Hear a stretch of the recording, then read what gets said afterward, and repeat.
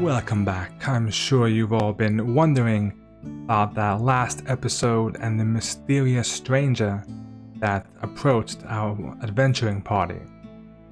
This stranger had introduced themselves as Van Innoculi, a sorcerer with quite a diverse magical talent, and had been someone who had wanted to partake in the call for heroes that our own party had come to Breach Hill for, but he had seemed to have missed the official starting date for the event.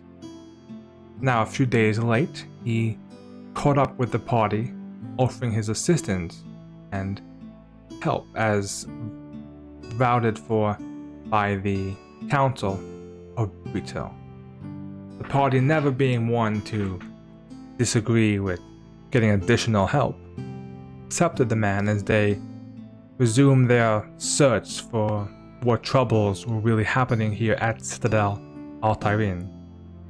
They went down into the tunnels where they found the crypts down below, and when they opened the doors, they found two strange creatures, colorful avian birds that definitely didn't seem to be from this region. The birds had quite large, luscious tails that whipped and lashed at them with deadly accuracy. Our party rushed in and kind of contained the birds before they could get too much of a trouble.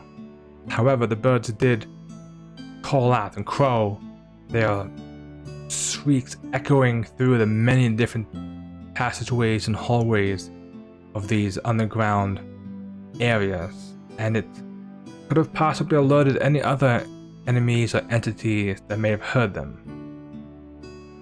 Our group looked at all the different options that they had available to them, and then they moved into the southern region of the underground crypts, where they saw what seemed to be a sepulchre or a resting place for some of the more prominent Hellknight nobles. After they passed along that region, they came across a more traditional resting place for Hellknights, with gravestones and even an ossuary. It was there that they discovered a strong undead force that seemed to have awoken. A small group of skeletons led by another skeleton donned in full Hellknight armor, wielding a large halberd. He seemed to be able to have control over the other skeletons, directing them in almost a tactical, general-like way. Shanava, ever being the brave and ask questions later type of person, charged into battle with her sword and shield, ready to take down these skeletons. She was quickly swarmed and surrounded by these creatures, to the point where she was actually brought down by the sheer number of them.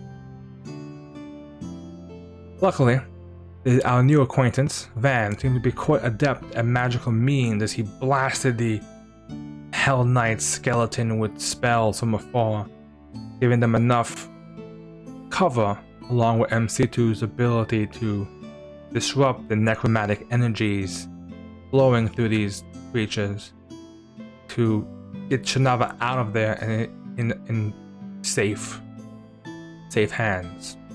With the skeletons eventually destroyed, including the Hell Knight one, it brought questions onto what exactly was going on here.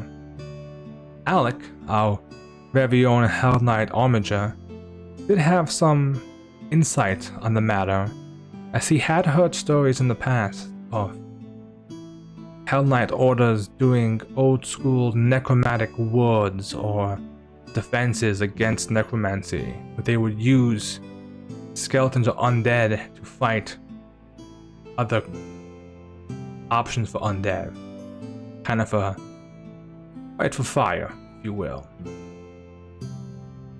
Shanava, however, did take this as an opportunity, because Alec also mentioned that these traps seem to not affect those donning Hell Knight regalia or Hell Knight armor. They don't seem to affect those. And she took the armor that the Hell Knight was wearing and donned it as a way to blend in. This helped her a bit in the next encounter, where they ran into these tiny, almost Hell Knight spirits that shot nails out at them, known as Hell Crowns. They kind of flew out from the ossuary from all over as they continued to impale and weaken the party.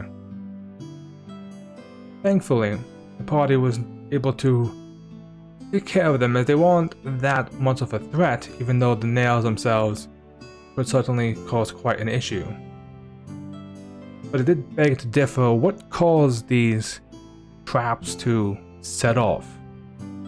They still hadn't found any indication of what had caused these creatures to come. Birds, the Growlodon. They still haven't found the Elf Gates. They still haven't found Alex's heirloom ring. More and more the party began to question more what was really going on down here. And it was then they started to figure out there was probably more here than what they had initially thought. Now, is this the last time our party will encounter some undead down here? I don't know. That may be something that you may need to tune into next episode to see the answer to that. Thank you guys for watching.